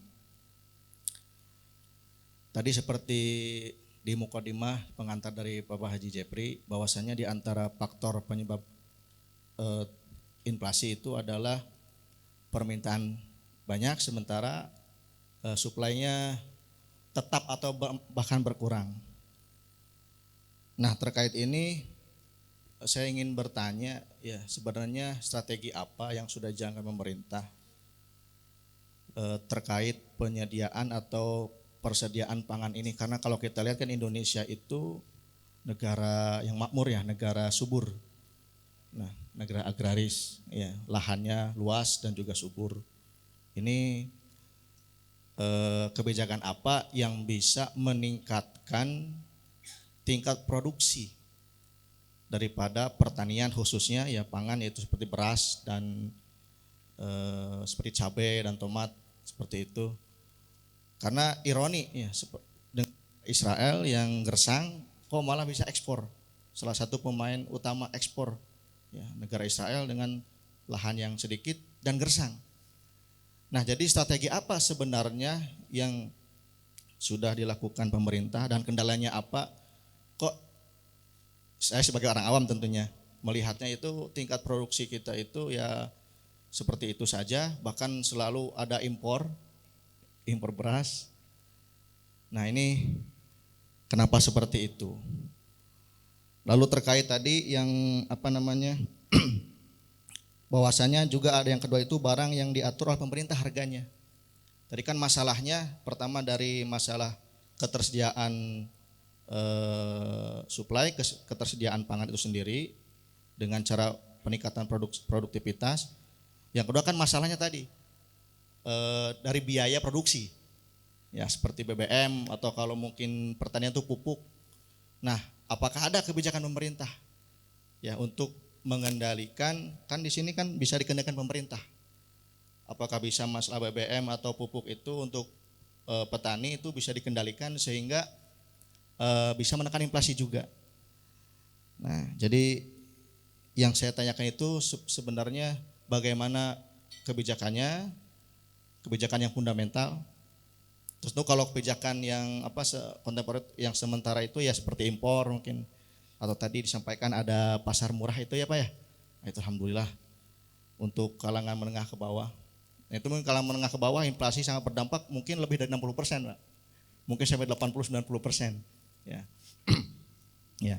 Nah, jadi itu pertanyaan saya terkait kebijakan kemudian regulasi bagaimana cara meningkatkan produksi pangan khususnya karena itu dibutuhkan oleh masyarakat luas ya. Kemudian terkait masalah ongkos produksi kebijakannya juga apa? Seperti itu. Terima kasih atas kesempatannya. Assalamualaikum warahmatullahi wabarakatuh. Waalaikumsalam warahmatullahi wabarakatuh. Mangga pertanyaan yang kedua nanti ditambung dulu Pak. Siap. Terima kasih. Assalamualaikum warahmatullahi wabarakatuh. Saya ucapkan terima kasih atas ilmunya yang telah disampaikan oleh Bapak-Bapak. Ada hal yang perlu saya tanyakan. seperti kita ketahui bersama bahwa saya jelaskan bahwa terjadinya inflasi itu karena politik dan karena keadaan alam. Apalagi kalau sudah yang menyangkut BBM, pasti itu segalanya itu sampai ongkos harga juga pasti inflasi. Yang kedua, tadi Bapak ini mengatakan bahwa ada 4K secara teori menangani inflasi itu ya. Berarti yang kedua itu adalah kesediaan barang. Tapi pengalaman kemarin, seperti kita ketahui bersama bahwa minyak kita ya, itu kenapa sampai begitu ya, bisa merasakan apakah ada teori karena tidak adanya komunikasi yang efektif sehingga ibu-ibu ngeborong gitu ya. Itu ya. Dan juga itu kan harganya sudah ditetapkan ya. Berapa lupa lagi saya nggak tahu. 4.000 kalau salah ya. 4.000 ya. Kenapa itu lebaran bukan apa? Kenapa sampai itu hilang ya? Padahal secara teori, secara umum ini ada. Apa faktor apa? Maaf ya. Ini kami ini masyarakat yang tadi Pak Galih juga karena ada harga yang dikenakan oleh pemerintah. Maaf situ aja yang perlu sampaikan. Wassalamualaikum warahmatullahi wabarakatuh. Waalaikumsalam warahmatullahi wabarakatuh. Terima kasih Pak Ucu, Pak Samad. Mangga. Yang ketiga boleh Pak, silahkan. Sebutkan namanya dulu Pak. Ya. Assalamualaikum warahmatullahi wabarakatuh. Nama Haji Musfik Amarullah, RT 5 RW 3 Desa Panyingkiran, Kecamatan Panyingkiran. Alhamdulillah, terima kasih Bapak Profesor Dr. Kiai Haji Jepri Ramdhani. Profesornya katanya tadi belum, tapi alhamdulillah.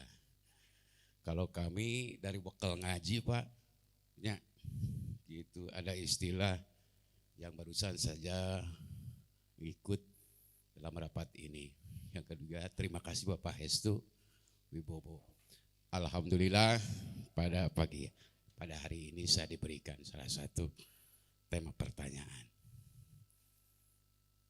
2 bulan kemudian saya mengikuti asas regenerasi Nahdlatul Ulama tentang impalasi juga. Walaupun non BI, non pemerintah, dan non anggota DPR RI. Mungkin ini tersirat dari ayat 275. Wa halallahul bai'a wa harrama riba. Yang perlu sering dikatakan, karena di bawah kalau menurut para kiai, para tokoh sebatas memahami ari ieu teh Indonesia teh cenah keur naon, nah gara-gara minyak bensin BBM naik. Ini kan kebanyakan yang di bawah.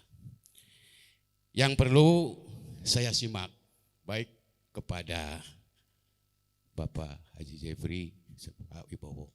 Sangat terima kasih atas segala hal-hal yang telah disampaikan sesuai momentum atau stigma strategi pengendalian tentang inflasi. Yang perlu saya tanyakan dengan arah tujuan pengendalian inflasi karena kami hanya sebatas di desa. Insya Allah bulan kemarin Pak, Selasa dengan Sabtu saya terus ke pasar.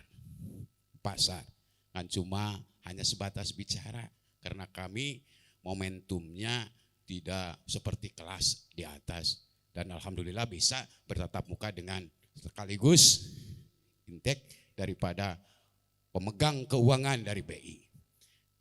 Tujuan kami yang saya tanyakan, di masyarakat itu perlu dipahami baik oleh anggota DPR maupun pemerintah atau dikatakan investor-investor kuat yang mengatasnamakan daulat dan akan apa disebutnya itu membantu terhadap hal ini. Karena bahasa inflasi itu mungkin tidak dimakan, tidak diserap oleh kita. atau masyarakat seperti besarnya hampir 85% di Kecamatan Panyingkiran. Tapi alhamdulillah mangga ada, beras ada, bahkan sektor untuk pangan mah dianggap sudah hebat. Bahkan kami pun juga dengan rekan-rekan itu rekan-rekan bisnis jamu dan sebagainya. Nah, di antaranya pengendalian ini apakah menuju terhadap tentang di antaranya subsidi pupuk.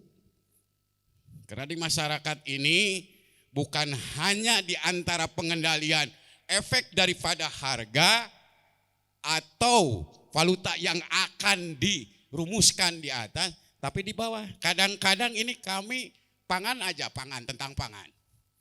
Padi, alhamdulillah. KWT dijalankan. Kemarin alhamdulillah dikasih cabai juga, dijalankan. Alhamdulillah di desa kami. Tetapi ini giliran datang pupuk, kok dinas pun juga sudah tidak dipercaya gitu. Yang seharusnya administratif yang sudah ditentukan, tonasenya harus dikirim ke kecamatan segitu, kok kurang. Ya mana bisa mengendalikan. Tujuan kami hanya satu itu. Apakah inflasi ini bisa berdampak terhadap para KWT dan para petani untuk mendobrak kami sekecamatan, jangan ada kekurangan yang tidak menumbuhkan pangan yang ada di bawah. Wallahul muwaffiq ila aqwamit thoriq. Wassalamualaikum warahmatullahi wabarakatuh. Waalaikumsalam warahmatullahi wabarakatuh. Terima kasih Pak Haji Muslim, sudah sangat luar biasa dan suasana di ruangan ini sangat menarik Pak narasumber, Pak Hestu, Kang Haji Jabri ya. Ini untuk pertanyaan pertama kita dari Kang Kang Galih ya. Dia menanyakan tentang strategi apa yang dibuat oleh pemerintah yang bisa meningkatkan mungkin nanti subjek produksi ya. Dan yang keduanya barang yang diatur oleh pemerintah termasuk masalah harganya termasuk yang tadi yang sudah dijelaskan.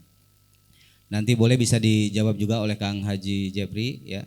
Nanti pertanyaan yang kedua dari Pak Camat, Pak Ucup ini menanyakan masalah ya tadi inflasi itu karena ada politik atau karena alam. Karena tadi kita juga sudah karena mungkin saja karena lihat situasi dan kondisi juga akan berpengaruh kayak tadi.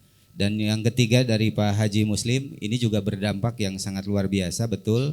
Ketika misalnya tadi para petani sudah dia tidak merasakan inflasi di bawahnya sangat luar biasa, tapi kadang-kadang ketika misalnya pas dia lagi menanam, pas pupuknya tidak ada, malah tadi misalnya kurang, ini juga sangat luar biasa Pak.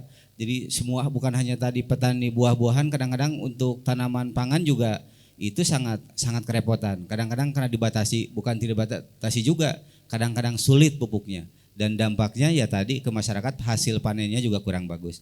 Untuk itu silakan nanti dijawab dulu oleh narasumber. Silakan Pak Haji. Boleh dari unsur pemerintah dan nanti dari BI kan bisa nyambung juga. Silakan.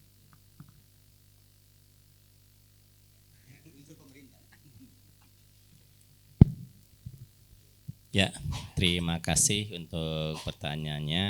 Tadi kalau yang simak dari Pak Ustadz ya, itu terkait dengan kebijakan pemerintah yang mana kami selaku anggota DPR RI memang mengawasi juga terkait dengan hal itu. Ketika dalam perantuannya itu memang kami juga mendorong mitra-mitra kerja kami. Kalau saya kebetulan di Komisi 11 yang mana yang menjadi mitra itu adalah Kementerian Keuangan, salah satunya kemudian juga Bank Indonesia ya. Nah, terkait dengan solusi ini memang ada beberapa yang dilakukan oleh pemerintah. Itu pertama adalah disebutnya kaitan dalam hal kebijakan moneter, di mana dalam kebijakan moneter ini ada yang disebut namanya politik diskonto atau diskon policy. Kebijakan diskon di mana bank sentral ini bisa menaikkan atau menurunkan suku bunga. Nah, ini tentunya memang akan dikoordinasikan dengan Bank Indonesia juga salah satunya dengan melihat dampaknya kepada para pengusaha ya. Di mana ketika memang tidak rasional tentu tidak akan nyampe kepada suatu angka tertentu yang bisa menyebabkan pengusaha menjadi sulit bergerak. Kemudian masih dalam juga yang namanya lingkup kebijakan moneter. Jadi itu memang ada yang dilakukan pemerintah saat ini, yaitu berupa politik pasar terbuka. Jadi ada kebijakannya dalam open market ini, yaitu dia menjual dan juga atau membeli yang namanya surat berharga. Sekarang tuh kan ada yang namanya apa? Yang terbitan besar itu sukuk ya, semacam itu ya. Yang mana itu memang menarik dan juga dia memberikan return yang lebih daripada simpanan yang lainnya. Tapi tentunya memang ada jangka waktunya ya, yang mana tidak bisa diambil itu setiap saat. Kemudian juga masih dalam yang namanya lingkup moneter ini memang sistem pengawasan di kredit ini memang dilakukan secara efektif. Jadi kalau hendak memberikan kredit itu ada ya setidaknya diseleksi secara ketat. Dan ini memang diterapkan di seluruh perbankan juga. Jadi targetnya itu adalah NPL-nya jangan sampai meningkat ya, non performing loan-nya. Jadi kalau meningkat bank pun repot. Kalau sudah terlalu tinggi nanti datang bagian apa namanya itu divisi likuidasi repot juga ini bisa ditutup gitu ya. Yang dari LPS itu. Kalau dari LPS datang ya berarti itu sudah tanda-tanda. Karena itulah untuk menghindarkan terjadi itu ada namanya ketika pemberian kredit itu memang dilakukan secara ketat. Kemudian juga ya kebijakan dalam kaitan dengan persediaan cash ratio, di mana ini menaikkan atau menurunkan cadangan kas dari bank. Jadi ini memang menjaga supaya segala sesuatunya itu memang tetap stabil. Itu kalau dari sisi kebijakan moneter, tapi kebijakan moneter dalam kaitan pengendalian inflasi ini tidak hanya satu-satunya. Jadi ada juga yang namanya kebijakan fiskal, di mana ini fiskal ini salah satunya itu adalah kaitan dengan pengeluaran pemerintah atau apa yang ada di dalam APBN. Jadi ini peruntukannya memang disesuaikan dengan kebutuhannya. Kemudian juga salah satu kebijakan fiskal lainnya itu adalah dalam tarif pajak, di mana pajak ini memang ya setidaknya itu juga ada beberapa jenis ya. Kalau misalnya mungkin seperti impor ini kan ada, kalau ada yang barang mewah itu ada yang satu pajak tersendiri namanya PPNBM. Jadi pajak pertambahan nilai barang mewah yang mana angkanya itu cukup besar. Tapi selain daripada moneter itu ada juga yang namanya kebijakan non moneter. Nah ini kebijakan moneter ini tentunya juga salah satunya mungkin melibatkan juga Bank Indonesia ya. Seperti ini peningkatan produksi. Tadi disampaikan oleh Pak Hestu bahwasanya kalau ada yang bercanda itu kalau dulu BI mungkin menghitung kurs apa lain-lain, sekarang sampai BI aja bahasa Sunda ngoprekkan masalah cabai ya Pak. Sampai turun tangan gitu. Jadi ini memang mungkin tadi Pak Ustadz tadi juga mungkin salah satunya gitu ya, memang memancing daripada orang-orang itu supaya ya yang namanya inflasi pangan ini bisa ditekan. Jadi ini tidak spesifik di cabai saja barangkali ya, tapi ada yang lain disesuaikan dengan di daerahnya juga seperti itu. Nah kemudian juga kalau di pemerintah ini kaitan dengan upah, ini juga memang diperhitungkan. Jadi kalau biasanya mungkin kalau buruh ingin tinggi, kalau pengusaha ini bawah, ini pemerintah ini sebagai penengahnya. Supaya apa yang ditentukan itu ya pengusaha jalan, kemudian juga ya buruh juga jalan ya seperti itu. Walaupun sekarang ini memang permasalahannya ya kadang-kala kalau kita lihat muncul dari beberapa hal ya. Baru kemarin tuh ada demo lagi tuh di DPR terkait dengan hal ini. Ini memang sekarang sedang istilahnya itu dibahas supaya setidaknya bisa memberikan ya sama-sama puas untuk kedua belah pihak. Nah, selain daripada itu juga kaitan dengan harga ini memang diawasi. Jadi kalau misalnya sudah terlalu tinggi ya biasanya mungkin dari pemerintah ini mungkin juga melibatkan BI juga selalu itu ada yang namanya operasi pasar ya. Yang mana itu memang ditujukan supaya ketika ada harga tinggi tidak terkendali, ini supaya bisa diturunkan. Ini adalah memang salah satu cara. Jadi ada peningkatan ya mungkin seperti di Kabupaten Majalengka ini tadi ada yang menyerahkan data ini ke saya ya. Ini memang sangat detail. Tapi kalau yang dari BI mungkin biasanya data seperti ini sudah di luar kepala kayaknya Pak. Satu persatu jadi hafal di pasar mana harganya berapa, di pasar mana harganya berapa. Jadi jangan jauh-jauh di Majalengka aja berbeda. Ini aja saya lihat itu ada yang justru di wilayah Talaga lebih rendah tapi di Kadipaten lebih mahal gitu ya. Kalau saya lihat, saya pelajari dari tulisan ini nih. Jadi emang ini ya tentunya diawasi. Majalengka kebetulan juga melibatkan yang namanya Dinas Perindustrian dan Perdagangan ya. Jadi emang ini juga salah satu upaya dalam hal mengawasi yang namanya pergerakan harga. Jadi ketika ada yang tidak stabil, kemudian juga memberatkan ya yang namanya operasi pasar itu pasti dilakukan dan BI juga biasanya turun tangan juga ya terkait dengan hal ini. Itu mungkin yang bisa saya jawab kaitan dengan dari sisi pemerintahan ya. Demikian, terima kasih. Baik, terima kasih Pak Dr. Haji Jepri. Dilanjutkan, Bapak silahkan untuk menjawab 3 pertanyaan tadi, barangkali bisa disambungkan. Baik, terima kasih Pak. Jadi terima kasih, saya mengucapkan terima kasih kepada semua yang menanyakan, ada Pak Gali, Pak Ucup dan Pak Musli ya terhadap pertanyaannya sangat mendalam sekali, sangat tajam sekali ya. Jadi pertanyaan memang alhamdulillah mudah-mudahan karena tadi mendengarkan baik penjelasan dari Pak Jeffrey maupun dari saya tadi bisa dipahami dengan baik oleh Bapak-Ibu sekalian. Pertama dengan Pak Gali, saya singkat saja Pak Gali. Pertama kan terima kasih, pertanyaannya sangat tajam mengenai bagaimana strategi pemerintah dalam persediaan pangan. Betul sekali Pak Gali, negara Indonesia ini kan negara gemah ripah loh jinawi ya. Kita kaya akan kekayaan alam, khususnya kekayaan alam di sektor pertanian. Tapi kok kenapa justru inflasi kita lebih banyak disumbangkan oleh bahan-bahan komoditas pertanian atau bahan pangan tadi yang volatile food tadi. Nah sekarang memang kita harus menyadari Pak bahwa memang satu pertumbuhan penduduk Indonesia cukup tinggi.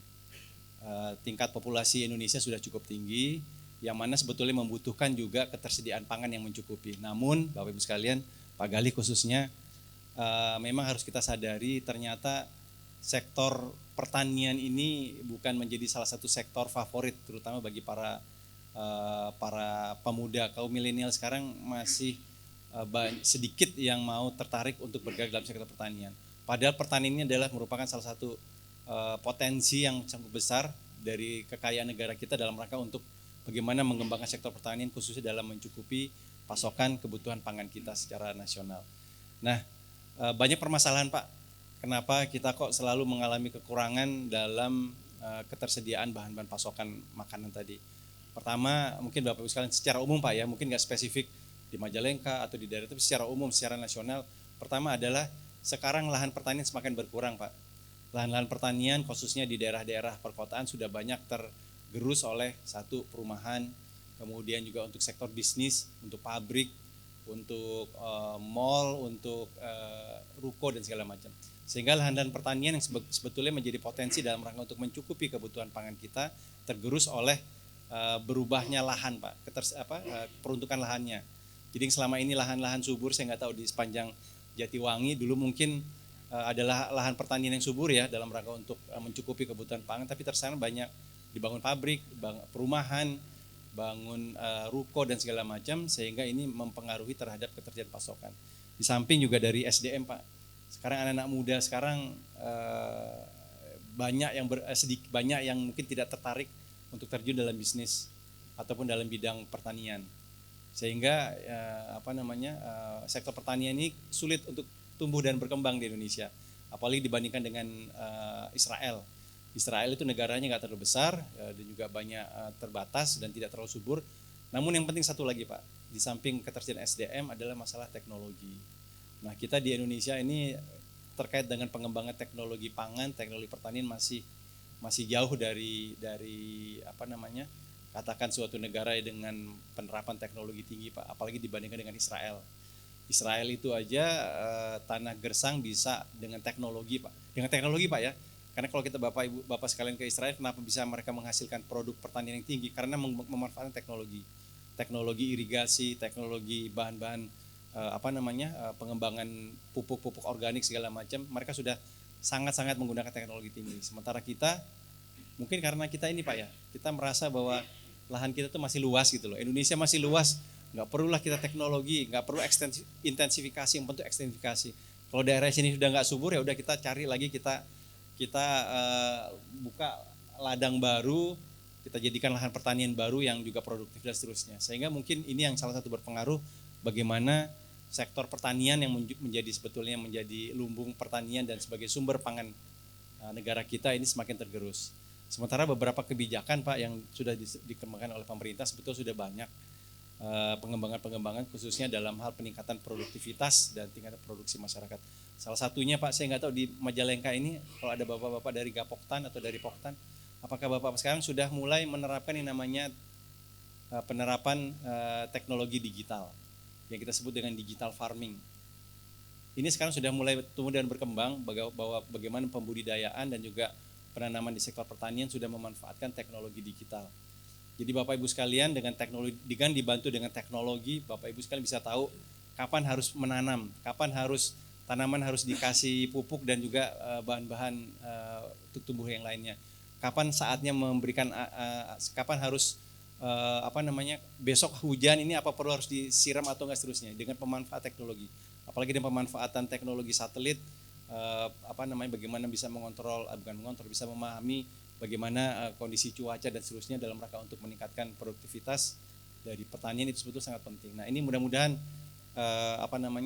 faktor-faktor ini Pak ke depan mudah-mudahan bisa membantu bagaimana pasokan khususnya dalam hal komoditas pangan ya di sektor pertanian dapat terpenuhi sehingga mudah-mudahan nggak shortage seperti sekarang Pak. Sekarang kita kekurangan, bahkan sampai kekurangannya yang konon dulu kita pernah ini Pak ya bersuasembada beras, tapi faktanya sekarang kita masih harus impor beras. Bayangkan kita masih impor beras Pak Ibu, kita masih impor kemarin ada sekitar 500.000 ton harus kita impor. Sementara kita adalah negara agraris katanya, kita negara pertanian, sumber beras di mana-mana, tapi kok kita harus impor beras.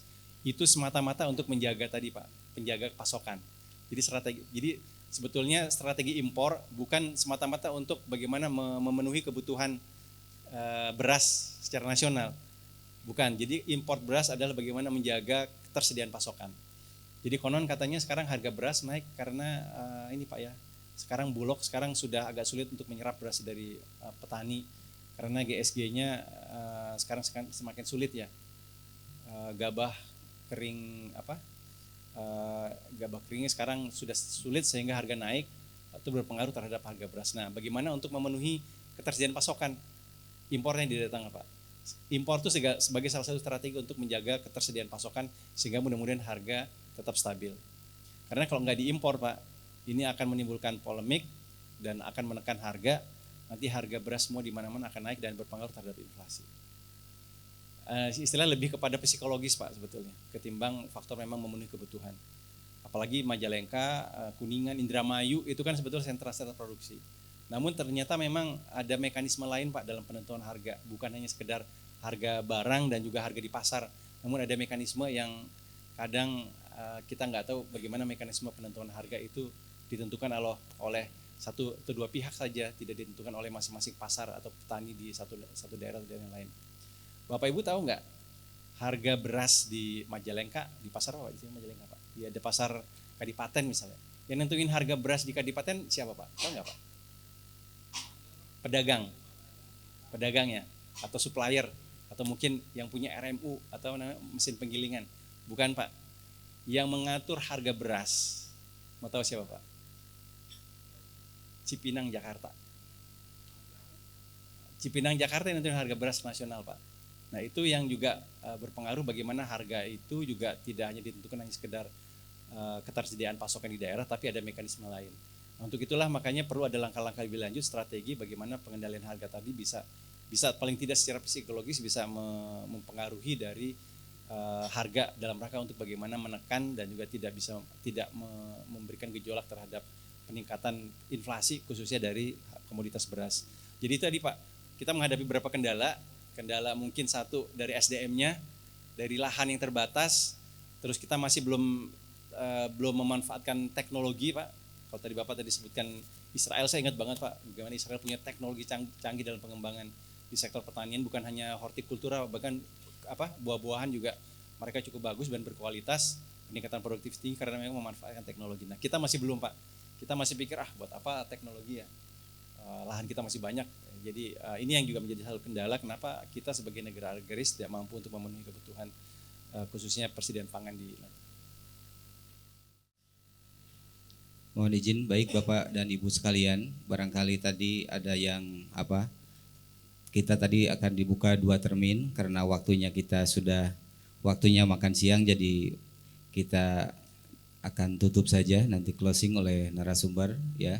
Termasuk kalau misalnya Bapak dan Ibu masih ada yang kurang mengerti, nanti bisa diskusi di dalam suasana yang lebih rileks, lebih santai ya. Kalau misalnya tadi waktunya kurang, betul kita juga tadi waktu mulainya ditargetkan tadi jam 10 pagi kita sudah mulai, kebetulan tadi agak mundur juga ya. Jadi untuk closing silakan Pak narasumber, Pak Haji Jabri sama Pak Hestu dipersilahkan.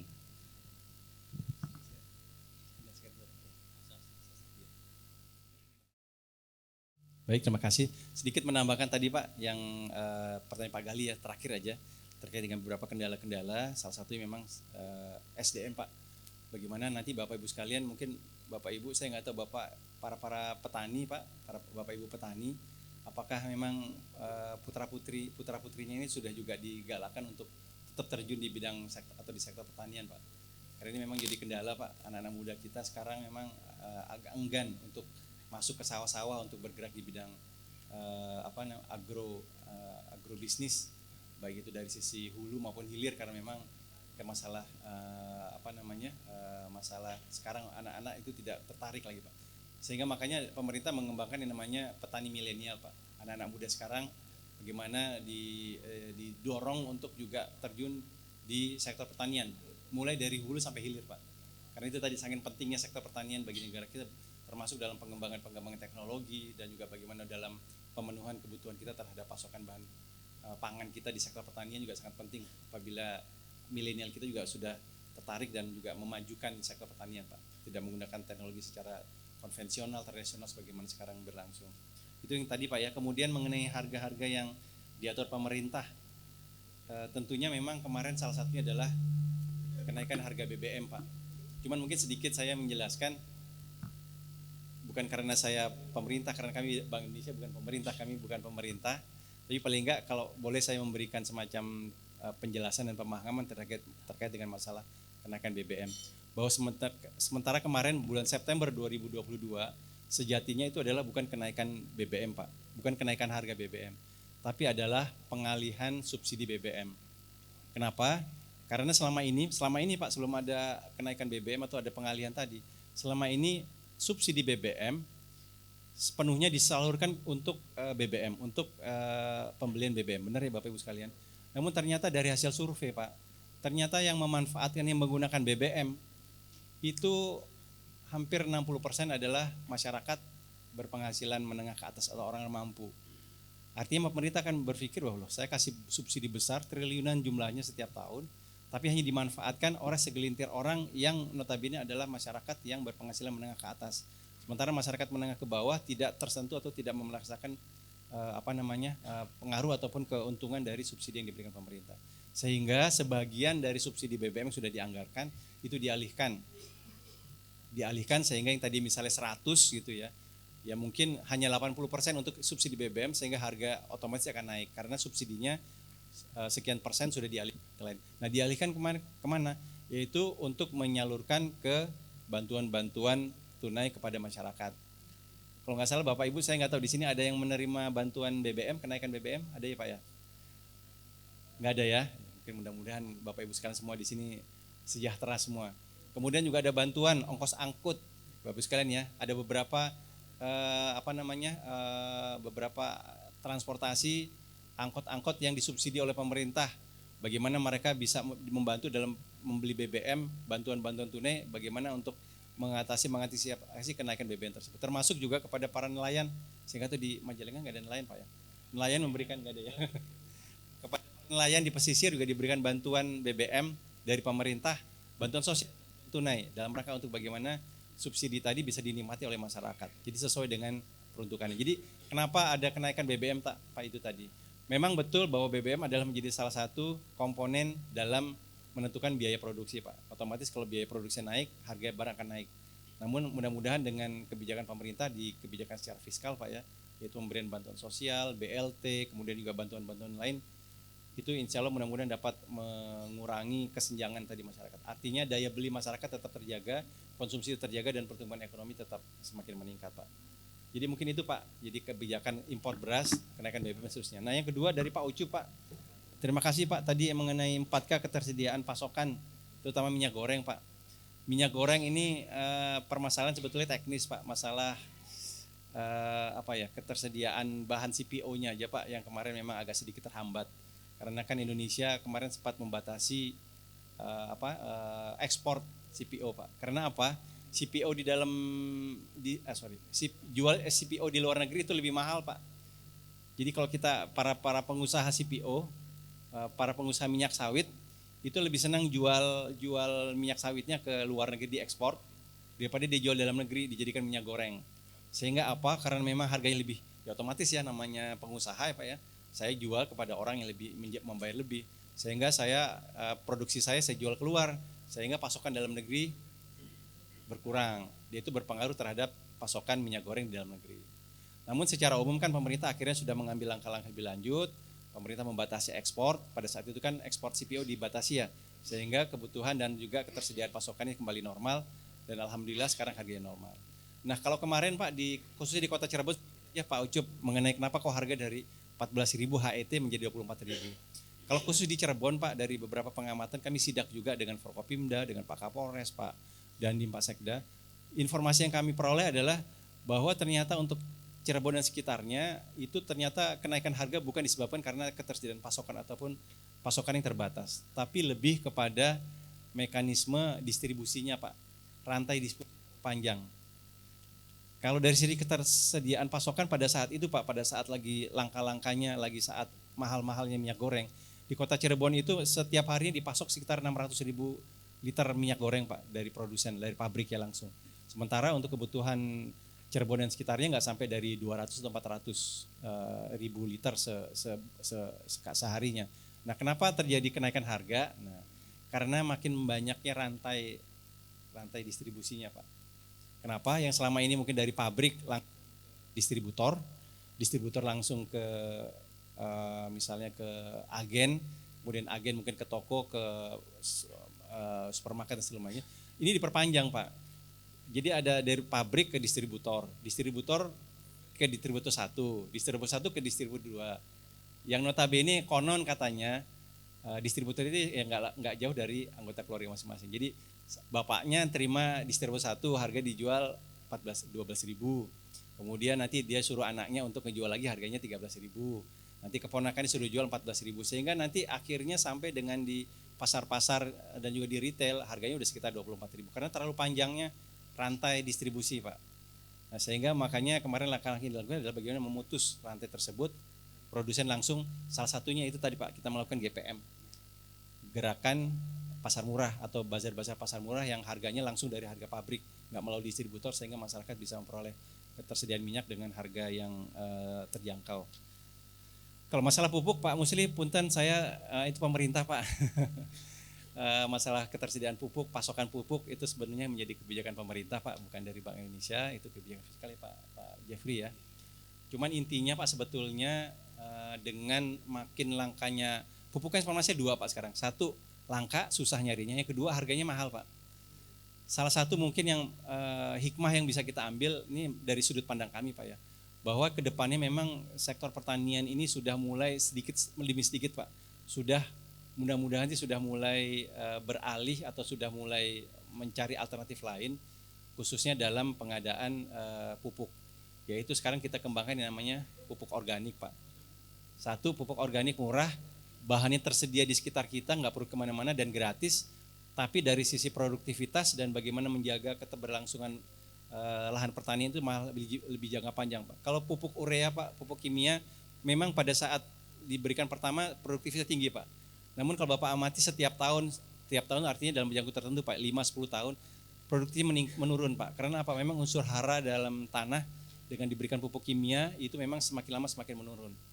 Nah ini kedepannya mungkin Pak, mungkin hikmah yang kita ambil dan kita mungkin bisa ambil bahwa ya mungkin ini mengarahkan bahwa petani kita lebih sedikit pelan mungkin beralih yang namanya ketergantungan terhadap pupuk urea, pupuk kimia, pupuk buatan, kita beralih kepada pupuk organik yang bisa lebih produktif, lebih murah Pak, dan juga mudah-mudahan bisa tetap meningkatkan produktivitas. Mungkin itu Pak, sekali lagi terima kasih. Mohon maaf kalau mungkin ada yang kurang, tapi mudah-mudahan bisa menjawab semua pertanyaan. Terima kasih. Baik, terima kasih Pak Hestu Wibowo. Silakan untuk closing Pak Dr. Haji Japri, barangkali ada untuk menjawab lagi, silakan. Ya, saya ucapkan terima kasih kepada para peserta yang bisa hadir pada kesempatan ini. Semoga acara ini membawa berkah bagi kita semua, wawasan kita juga meningkat.